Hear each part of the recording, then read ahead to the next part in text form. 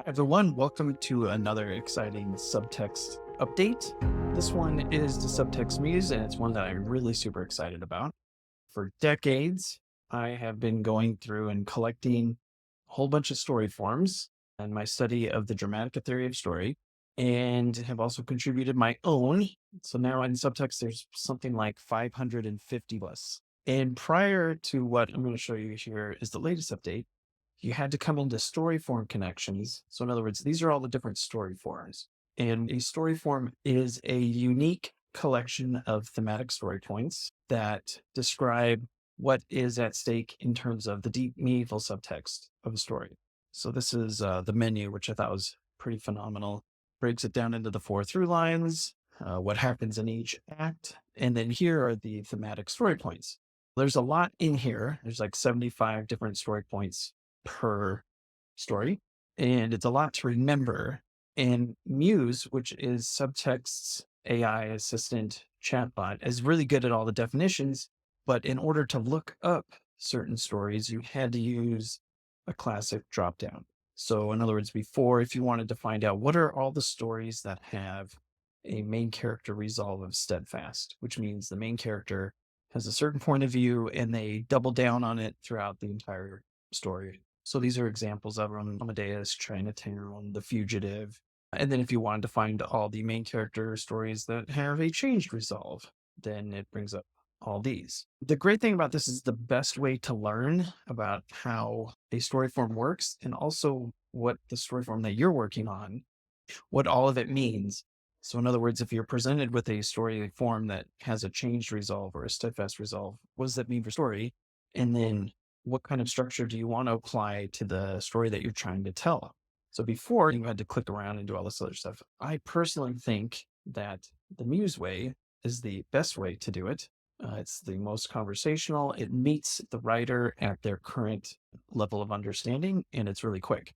What are some stories where the main character resolve is steadfast?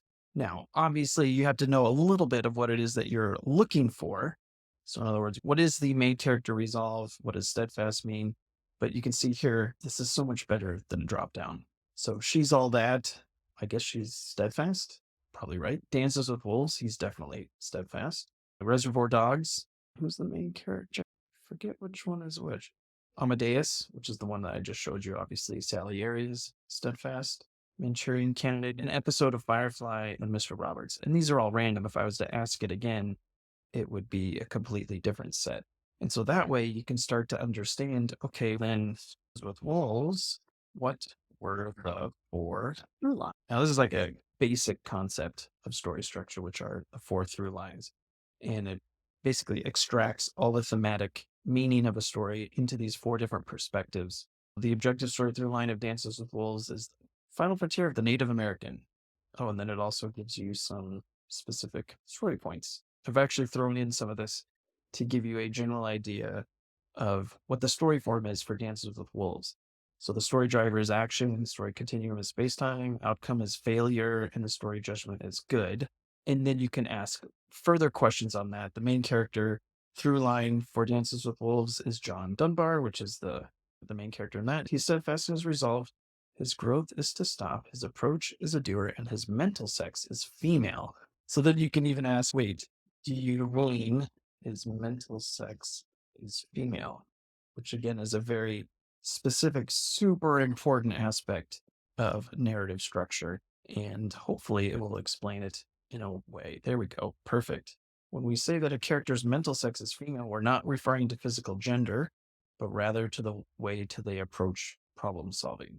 A character with a female mental sex tends to resolve problems by seeking balance and harmony, which totally describes Kevin Costner's character. This doesn't mean that the character is necessarily a woman, but rather that they use a more holistic, intuitive approach to problem solving. So it's nothing to do with gender identity, gender preference. Those are all separate concerns. This is specifically the structure of the mind and how it approaches inequity and conflict. So this is a really great way to quickly check out what kind of a story you want to write, especially if you're in the midst of building a story. And this is going to become even more intuitive here. So this is the premise builder where you set about, what kind of story do I actually want to write? What kind of story do I want to create?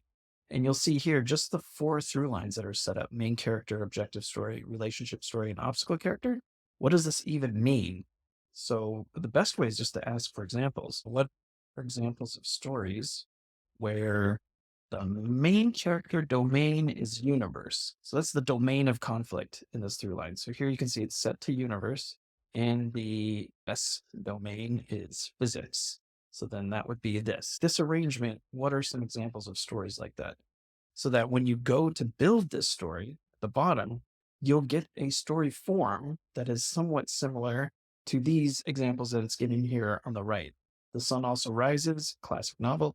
Eddie the Eagle, which is, what's his name? Taron and Hugh Jackman, the British ski jumper. So even if you don't know what it is, you can actually go check it out if you can find it streaming or whatever. Watch it and then think, oh, is this the kind of story I want to tell?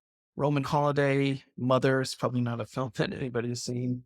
Scream, Galaxy Quest, and Wolfwalkers. There's a huge broad range here of genres where the main character's through line is in universe and the objective story is in physics.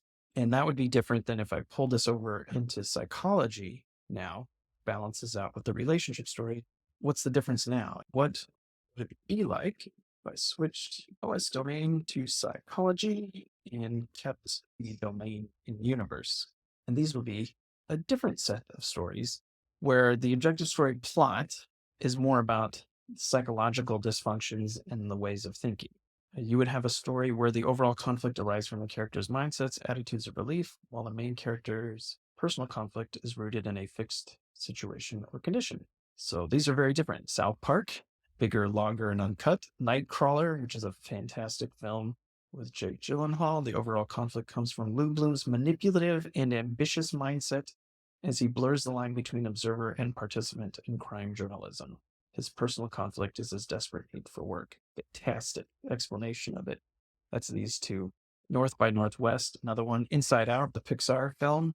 This is the kind of genre of a story form that you have set. And then here's another phenomenal one, Leave No Trace.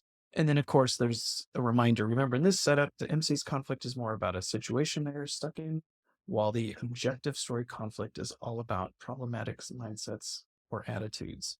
And that's how you can go through and really understand narrative structure and just to be able to reach out. What I did is I hooked up Muse's memory matrix, all the things that it knows, to this entire database of story forms that I've been curating since 96. So it's almost 30 years. And obviously this is something you can't get anywhere else. And I'm excited to go through and add more and more stuff. And I'll update you on all those changes when they're available. Thanks for watching. If you have any questions, leave them down below. Otherwise, I will see you next time.